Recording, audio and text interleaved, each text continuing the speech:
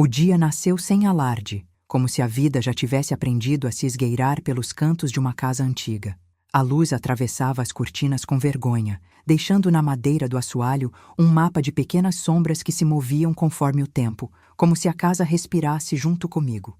Eu, que fiz 80 anos, ainda não sei onde cabe tanta história em alguém que já viu quase tudo o que se pode ver. Mas a minha casa sabe. Ela guarda o segredo de cada foto torta encostada na parede, de cada prato rachado que ainda brilha sob a lâmpada, de cada vez que eu chorei de madrugada e virei do outro lado para não acordar quem dorme ao meu lado. O dia me lembra de modo estranho que o tempo não é apenas uma linha, é uma fita adesiva que aperta devagar, sem que a gente perceba que está chegando perto do fim de algum rolo. Hoje é meu aniversário de 80, e os meus 3 filhos, que antes enchiam a casa com risos desajeitados e histórias que pareciam sem fim, escolheram não aparecer. Não houve telefonemas, não houve mensagem, nem sequer um bilhete na geladeira com palavras simples. Feliz aniversário, mamãe. Nada. O silêncio é tão pesado que parece ter peso de chumbo. E eu fico. Observo as horas passarem como um trem que não para, esperando que alguém do meu mundo se lembre de mim de verdade. Acordei com o cheiro de café que minha filha mais nova insiste em manter desde que era menina. Ela sempre foi a que mais gostava de ajeitar a casa, de fazer listas, de catalogar pequenas coisas. Mas hoje, o cheiro não é suficiente para atravessar a distância invisível que se ergue entre mim e eles. Abri a janela para respirar o ar que vem do quintal, onde as roseiras, minhas velhas companheiras, ainda têm a coragem de desabrochar, mesmo com as folhas castigadas pelo frio de inverno que se recusa a ir embora. A chaleira chia na cozinha, e cada som parece uma nota de uma música antiga que eu conheço de cor, ainda que a melodia tenha virado segredo com o passar dos anos. À mesa, o prato do dia é simples: pão quente, manteiga, um pouco de mel. Não há bolo, não há velas que se acendem com o sopro de alguém que canta baixo, que tenta não acordar a casa com a alegria estridente de uma criança. Não que eu não gostasse de bolo, ou de velas, ou de alguém dizendo parabéns, com a voz que eu amava ouvir quando meus filhos ainda cabiam nos meus braços e meus braços ainda eram fortes o suficiente para segurá-los sem medo. Hoje, tudo parece uma lembrança bem guardada, envolta em plástico, como se a vida tivesse embalado esses momentos para não se desfazerem com o toque do tempo. Passei o dia em silêncio, mas não em solidão. A casa conversa comigo de muitas maneiras. O ranger da madeira quando o vento bate na janela.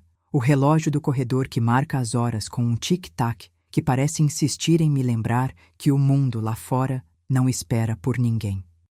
Abri o álbum de fotografias na estante, aquela pilha que quase nunca olho porque cada imagem é uma porta que se abre para lembranças que às vezes são doces, mas em grande parte são agudas como facas, lembrando daquilo que foi perdido, ou renegado, ou simplesmente deixou de fazer parte da nossa vida. O retrato de minha própria juventude parece me observar com a paciência de quem sabe que o tempo é uma verdade que ninguém contesta. Entre uma lembrança e outra, eu revisitei o que minha vida ganhou, e o que de vez me foi tirado pela própria idade. Não foram apenas os cabelos que embranqueceram, foram as perguntas sem resposta, as mãos que já não se movem com a mesma firmeza, a voz que fica presa entre o desejo de falar e o medo de dizer algo que não tenha mais importância. Ainda assim, há uma curiosa insistência em mim de se manter em pé. Os dedos, secos de tanto contato com o mundo, procuram, sem pressa, o copo de água na mesa, como se cada gole pudesse recarregar um pouco a coragem que eu usei para atravessar tudo sozinha.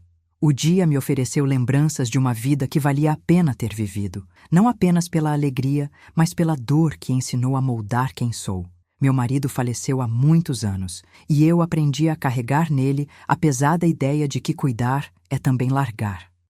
Cuidar é ficar, ainda que o mundo pareça ter seguido sem você. É manter o eixo de uma casa que gira sem pressa, esperando que alguém ou algo lembre de ajustar as velas quando o tempo soprar com mais força. Minha mente ficou por algum tempo em uma das viagens que fizemos juntos quando éramos jovens. A pressa de ver o mundo, a fome de respostas, a prosperidade de ter a vida pela frente como um mapa que se ia revelando aos poucos. Nisso, aprendi a importância de segurar firme o presente, mesmo que o passado tente puxar para trás com a mão maleável da nostalgia. À noite, a cidade lá fora adormeceu também, mas a casa permaneceu acordada, como se soubesse que alguém ainda precisa ouvir minha voz, mesmo que seja apenas a minha voz ecoando dentro de minha própria cabeça. O silêncio, que antes me pareciam sombras, começou a ganhar forma. Uma presença que não vejo, mas que sinto, como a brisa que passa pela fresta da porta e deixa um sussurro de promessas que talvez nunca sejam cumpridas. Minha respiração se fez mais lenta. Cada suspiro parecia uma tentativa de não perder o fio da memória, de não deixar que a minha história se perdesse entre a tinta desbotada das fotografias. Foi quando, quase no fim da tarde, algo novo entrou pela casa sem bater. Não foi alguém vindo pelo corredor, não houve eco de passos. Foi o telefone, pelo qual a casa quase nunca depende para manter a nossa comunicação com o mundo externo, porque a minha voz, há anos, já não via necessidade de eco público para existir. A campainha do meu velho telefone fixo, que parece ter ficado preso no tempo, tocou apenas uma vez, e o som foi tão breve que pensei que era apenas a casa brincando comigo, uma de suas travessuras que surgem quando o silêncio demais aperta. Não atendi imediatamente. Talvez tenha sido um impulso de preguiça ou de medo de ouvir vozes que não quero ouvir, lembranças que pesam como pedras pequenas na boca do estômago. Quando finalmente levantei o fone, a voz de um estranho, não a de meus filhos, não hoje, me atravessou a sala com uma clareza quase cruel. Não era uma ameaça, não era uma revelação grandiosa, era uma tentativa simples de comunicação, como se alguém tivesse decidido que a distância entre nós poderia ser curada com apenas algumas palavras, mesmo que as palavras não fossem as que eu esperava. A pessoa do outro lado não disse meu nome de forma acolhedora, não prometeu amor ou cuidado, disse apenas que precisava de algo que, naquele momento, eu não tinha coragem de oferecer: dinheiro. E não era um pedido pequeno, não. Era uma soma que parecia caber apenas na boca de quem não sabe o que é pedir sem ter que esconder o próprio orgulho. Eu fechei os olhos por um instante, como quem tenta apagar o fogo que começa a subir pela garganta, e deixei que as palavras dele caíssem sobre mim como chuva pesada, molhando a pele de insegurança que não me deixa mais respirar com a mesma tranquilidade de antes. O homem do outro lado falou com urgência, com a voz de quem não quer perder o que já tem, de quem sabe que o tempo é dinheiro na linguagem de quem não tem muito a perder. Eu, que vivi uma vida inteira com a percepção de que o dinheiro é apenas uma ferramenta para sustentar a dignidade, senti, pela primeira vez em muito tempo, o peso de um mundo que não respeita esse conceito, que empurra pessoas velhas para o limiar da necessidade, para o território de onde as heladas ironias do destino podem empurrar alguém para o abismo sem direito a desculpas. Eu disse a ele, pela primeira vez, com a voz que já não era tão firme quanto antes, que aquilo não era possível. Não por orgulho ou por recusa de ajudar alguém, mas porque o meu presente não me permitia transformar o meu passado em uma ponte para aquele tipo de obrigação. Disse que aquilo que ele pedia não tinha relação com a minha realidade, que meus filhos não ligaram para mim no dia do meu 10º aniversário, e que, por mais que isso doesse, eu precisava preservar algo que a vida me ensinou, que não podemos ser tudo para todos ao mesmo tempo, ainda que a nossa própria pele peça outra coisa. A cada palavra, o som do telefone parecia se despedaçar em metal frio, como se a linha tivesse de repente ficado muito fina para sustentar a verdade que eu estava apenas começando a entender. O homem, de maneira estranha, não insistiu. Talvez tenha visto no meu tom uma porta que não pode ser fechada com promessas ou desculpas. Ou talvez tenha percebido que, para uma pessoa que chegou aos 80, existir se torna uma espécie de ato de coragem. Não reclamar de tudo que não veio, mas celebrar o que ainda resta. Segurar firme o que ainda tem valor quando tudo ao redor quer tirar uma parte de você. Coloquei o telefone na base, com o cuidado com que se apoia uma vela ainda acesa, para não apagar entre o tumulto das sombras que a noite traz para dentro de casa. O silêncio voltou mais denso, mais pesado, como se o peso do que acabou de acontecer tivesse se instalado no ar entre as paredes. No entanto, A semente da curiosidade já tinha brotado em meu peito. Aquelas palavras que não eram nem um "eu te amo", nem um "cuide-se", deixaram uma marca. A percepção de que, em 80 anos, o mundo mudou tanto que meus próprios filhos, que carrego no coração como uma promessa de continuidade, parecem ter se tornado estranhos.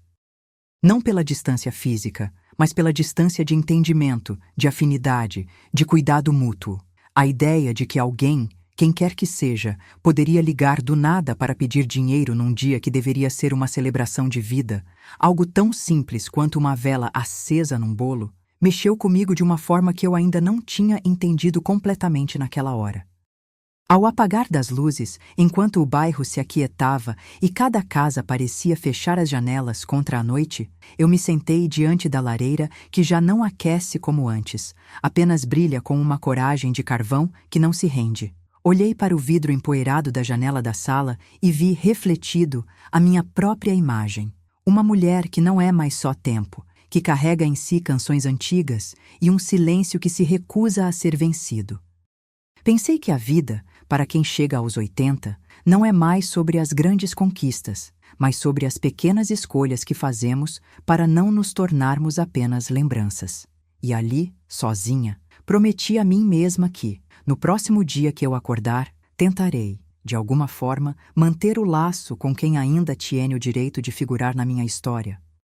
Se eu soubesse, naquela hora, que o que parecia apenas uma interrupção de uma rotina já batida poderia se transformar no começo de uma revelação maior, talvez eu tivesse respirado mais fundo, feito silêncio por mais tempo, ouvido a casa respirando comigo.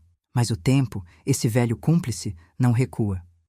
E eu, com 80 anos de experiência acumulada em minha memória, ainda tenho a vida pela frente para aprender a diferença entre o que é dever e o que é amor, entre quem está ao seu lado por escolha e quem está ao lado apenas por necessidade. Amanhã, o dia pode continuar do jeito que foi hoje, ou pode trazer algo que mude a forma como vejo as coisas.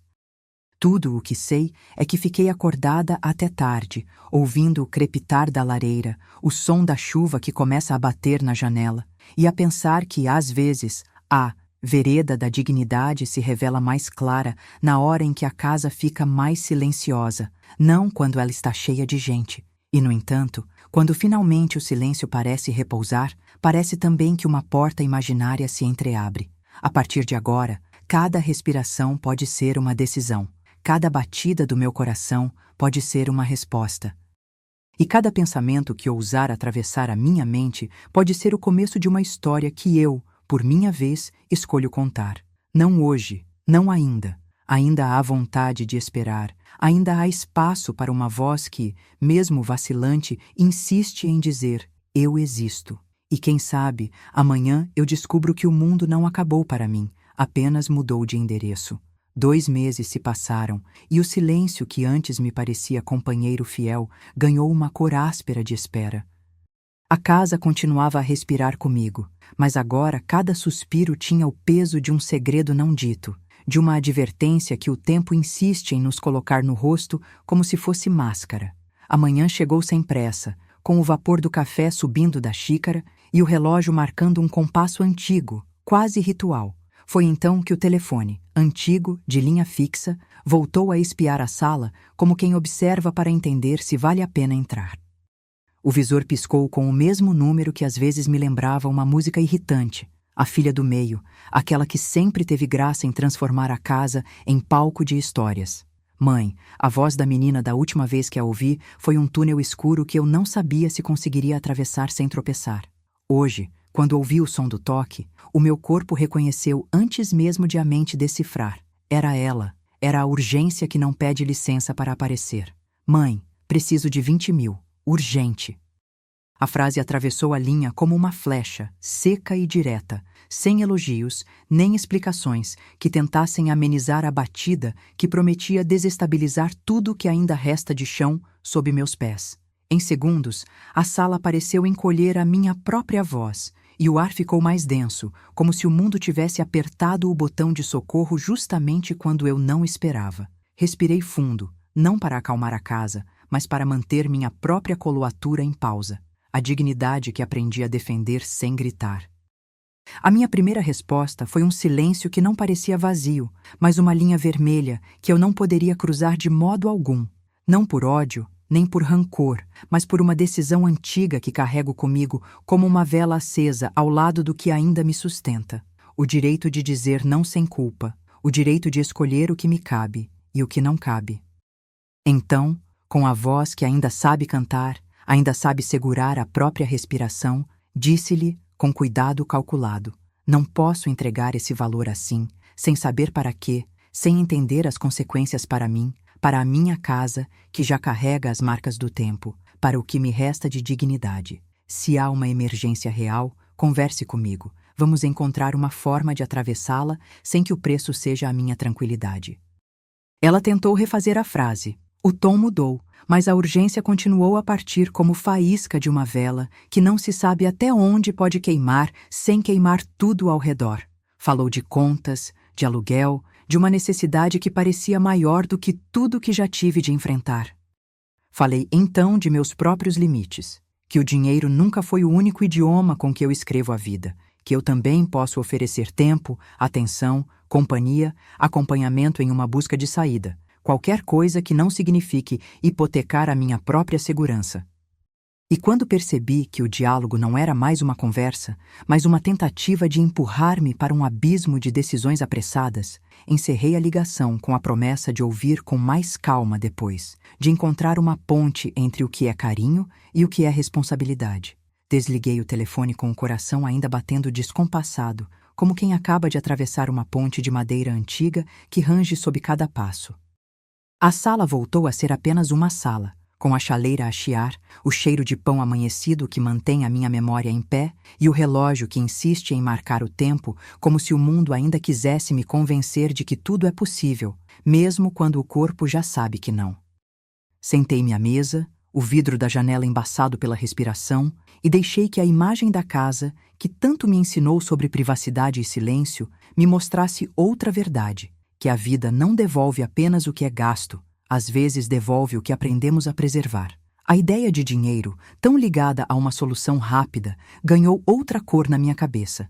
É também um contrato com o vento que pode levar minha paz embora se eu permitir que ele se transforme em chantagem emocional. Pensei naquelas visitas, nos almoços, nas vozes que já não chegam mais com a mesma música de antes, nas promessas que ficaram no ar como papéis amassados. Pensei nos meus filhos, que cresceram sem a minha presença constante, que hoje me procuram apenas quando o bolso dói mais que a cabeça de quem precisa. E ainda assim, não me faltou compaixão. Apenas uma orientação firme que aprendi a praticar sozinha, na pele de 80 anos que não aceita qualquer custo para a própria sobrevivência emocional. Enquanto a casa sorria para a chuva lá fora, uma decisão começou a tomar forma dentro de mim, devagar, como as coisas importantes costumam fazer. Não se negar a ouvir, não se deixar manipular, não abandonar a ideia de que ainda posso ser o lar que meus filhos ou qualquer pessoa precisa para se reerguer, desde que seja de uma forma que não destrua quem eu ainda sou. Não hoje, não agora. Talvez amanhã eu encontre uma voz que consiga falar por todos nós sem ferir o que resta de dignidade. Até lá, a casa permanece imóvel, mas não muda. Continua a guardar meus passos, meus medos e a certeza de que, às vezes, o cuidado mais verdadeiro é saber dizer não com a mesma firmeza com que diz sim ao que realmente importa. E assim sigo, entre a memória do aniversário não celebrado, o presente que insistem em me oferecer sem pedir permissão, e a promessa de que, mesmo com o mundo virando as costas, eu ainda posso escolher o que vale ou não vale o custo da minha própria existência. O próximo contato pode chegar de qualquer canto, a qualquer momento. E se vier, eu estarei aqui, com a mesma voz que já carregou tanto tempo, pronta para decidir, com a calma de quem já enfrentou tempestades invisíveis, o que de fato merece meu tempo, meu afeto e, acima de tudo, meu próprio direito de dizer não. Amanhã abriu com a chuva cochichando na calçada, uma voz úmida que pareceu pedir desculpa por existir. O café ainda não tinha vencido o sonho, e eu, 80 anos de histórias costuradas em pele e memória, fiquei ouvindo o mundo respirar pela janela entreaberta. A casa, que já foi palco de gritos de alegria e de silêncios tão pesados que podiam esmagar o granito, parecia agora apenas uma criatura paciente, esperando que eu encontrasse o compasso de novo. Eu tinha decidido, no dia anterior, manter a linha firme entre o afeto que cabe e o custo que não cabe mais na minha existência. Mas amanhã trouxe uma nova insistência, uma maré que não pedira licença para entrar. O telefone, velho biruta de linha fixa que se recusa a morrer, tocou como se alguém tivesse encontrado uma nova forma de chamar atenção sem levantar o tom. Era a filha do meio, aquela que sempre pareceu ter um sopro de vento no peito, a que transformava a casa em palco com as suas histórias e risos barulhentos que sempre forçavam o mundo a girar um pouco mais rápido. A voz chegou quase sem fôlego, cortada pela distância que já não éramos capazes de atravessar com a mesma confiança de antes. Mãe, disse ela, com o ritmo cortado pela pressa, eu preciso de 20.000, urgente. A frase atravessou a linha como uma lâmina fria, direta, sem o gracejo que costumava temperar as suas palavras quando o destino parecia menos cruel. A sala pareceu encolher num instante. O ar ficou mais denso, a chaleira ganhou importância de altar, como se o simples som de ferver pudesse justificar a intensidade que assomava na minha cabeça. Repeti a mim mesma, em silêncio, o que já tinha aprendido com a vida.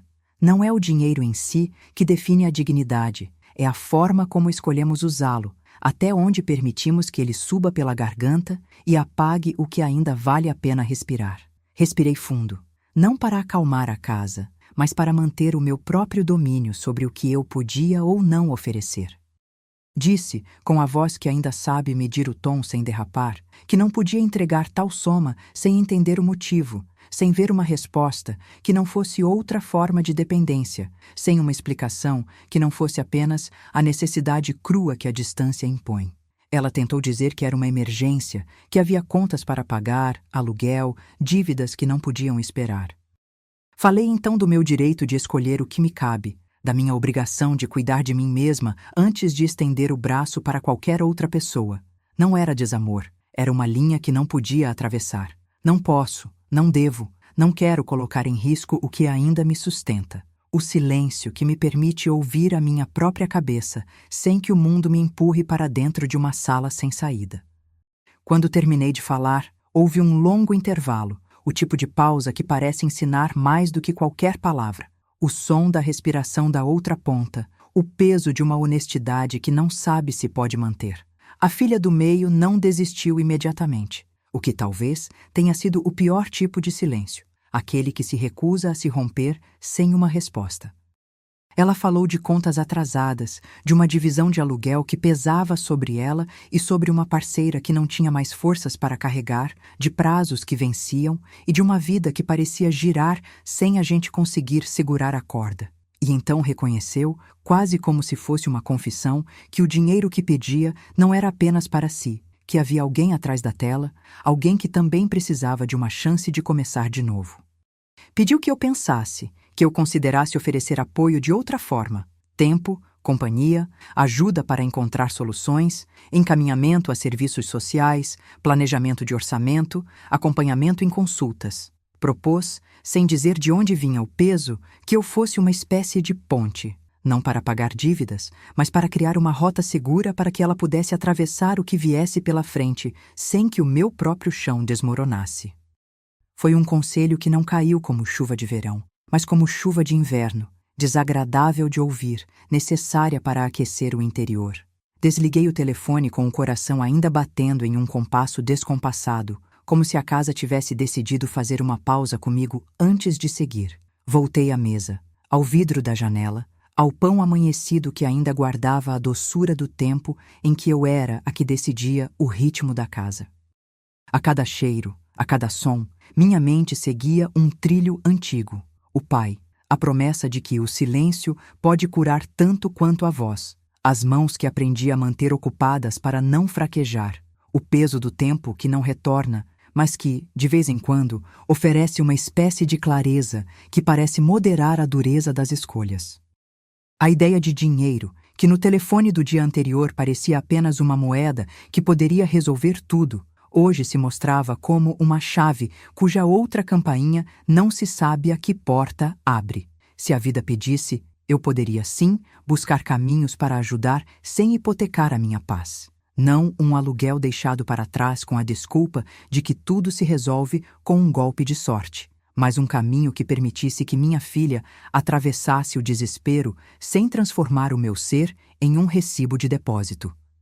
Pensei então em ligar para alguém que eu não conhecia faz tempo, um assistente social que trabalha com famílias em crise, uma advogada que orienta idosos sobre direitos, uma vizinha que, apesar de tudo, ainda guarda na despensa uma garrafa de chá capaz de acalmar um coração apertado. Pensei em quem poderia me acompanhar nessa estrada sem que eu me perdesse de mim mesma. O dia caminhou com a paciência de quem sabe que a verdade tem a sua cadência e que pressa demais pode ferir o que não se pode consertar. O relógio, que sempre parece andar mais devagar quando o mundo bate à porta com uma nova urgência, manteve o tempo sob controle, marcando cada instante com uma batida quase ritual.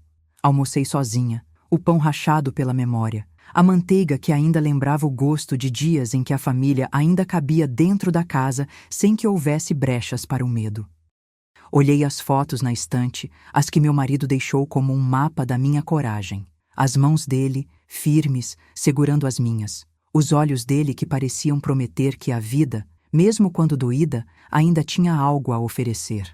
Você não se apressa nessas lembranças, eu me disse. Elas chegam para lembrar do que você é capaz de escolher entre o que vale a pena e o que não pode mais ter lugar. À tarde, chegou outra pequena nota de realismo. Uma mensagem, não uma ligação, de uma amiga da vizinhança que soube do meu aniversário não celebrado e da tensão que envolve a nossa casa. Ela escreveu que há programas de ajuda para idosos, que há oportunidades de orientação financeira sem que se precise colocar em risco o que ainda protege a minha dignidade. Não era uma solução mágica, mas era uma ponte, um caminho claro para atravessar a tempestade sem que meus alicerces desabassem. Li com gratidão, deixei alçar um sorriso que não chegava a tocar os olhos e guardei o telefone na gaveta como se guardasse um segredo. Eu ainda tenho voz para dizer não. Eu ainda tenho voz para dizer sim, desde que o sim não custe minha liberdade. À noite, a casa soprou a sua brisa mais suave, como se soubesse que eu precisava de silêncio para ouvir a próxima parte da minha própria história. Olhei para o cobertor macio que cobre minhas pernas cansadas e pensei: não sou capaz de resolver todos os dilemas de meus filhos, nem de salvar cada um de suas quedas, mas posso escolher a minha própria forma de estar aqui, sem vender cada pedacinho do que ainda me mantém de pé. A filha do meio me ensinou algo sem dizer, que o amor, para resistir à distância, precisa de limites bem desenhados, de um solo firme para apoiar cada passo que damos juntos ao redor de uma crise.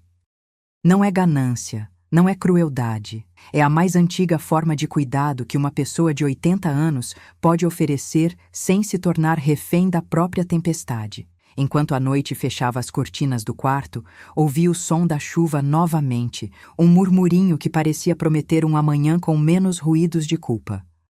Eu não sabia ainda como tudo se encaminharia, mas sabia que havia dado a minha parte do caminho. Não entregar o que não deveria ser meu, sim, oferecer o que ainda me cabia, sem que a minha própria casa se tornasse um depósito de dívidas. O futuro, como sempre, manteve-se envolto em uma distância respeitosa, porém tangível. E nesse intervalo de esperança e prudência, eu me permiti adormecer com a promessa de acordar com uma voz mais clara dentro de mim, a voz que sabe dizer não quando é preciso e dizer sim quando é para manter a vida inteira que ainda me resta. Amanheceu sem pressa, como quem sabe que o tempo ainda tem muito a ensinar, mesmo quando já não há muito a esperar. A chuva batia na janela como se quisesse confirmar comigo que o mundo ainda respira, ainda busca equilíbrio entre o que se perdeu e o que se pode salvar. Eu, que já passei por 80 silencios e por promessas quebradas, sentei na beira da cama e acompanhei a cidade mudar de tonalidade, uma cor de cinza suave que não assusta, apenas observa. O telefone, esse velho companheiro que insistia em me lembrar de quem ainda precisa de mim, às vezes parece ter uma linguagem própria. Hoje, ele não tocou com o mesmo assombro da véspera. Foi apenas um toque, discreto, e a voz na linha não foi a minha filha do meio, nem uma cobrança piscando na tela. Foi uma mulher calma, especialista em ouvir sem apagar o eco das perguntas que ficam. Era a assistente social que eu tinha pensado em contatar, justamente para não encurralar ninguém e, ao mesmo tempo, não quebrar a minha própria linha de integridade. Ela falava com o cuidado de quem sabe que a primeira palavra certa pode evitar a segunda rodada de desespero. Pediu para eu receber uma visita, para alinharmos opções de apoio, sem que o peso da ajuda virasse culpa ou dívida. Entre o ruído da chuva e o silêncio que me concede o direito de escolher, eu respirei fundo e repeti a mim mesma as regras que me guiaram até aqui. Posso ouvir sem prometer. Posso oferecer limites sem me entregar ao medo. Posso apoiar sem vender minha própria liberdade. Enquanto pensava, a lembrança voltou como um filme antigo. As conversas que eu já tive com vizinhas, as histórias que me ensinaram que a dignidade precisa de chão para permanecer firme. Tive vontade de ligar para a filha do meio e dizer que não era hora de afogar a própria vida para manter as contas em dia, que havia formas de caminhar junto sem que alguém tenha de cruzar a linha que separa a ajuda de exploração. Mas não disse nada. Esperei. À tarde, a conversa começou a tomar formato. A assistente social chegou com uma pasta simples de papéis, o jeito contido de quem sabe que o concreto precisa de planos para não evaporar no ar. A meu lado, um caderno aberto onde eu anotava cada possibilidade: serviços comunitários, orientação financeira, encaminhamentos para atendimentos de vulnerabilidade, propostas de acompanhamento semanal, redes de vizinhança que pudessem oferecer companhia sem custo, atividades que pudessem manter a minha casa estável sem transformar meu nome em uma nota de cobrança. Ela perguntou o que eu desejava para o futuro da minha própria sanidade, do meu lar, dos meus netos que ainda viviam entre a casa da avó e o mapa da nossa história.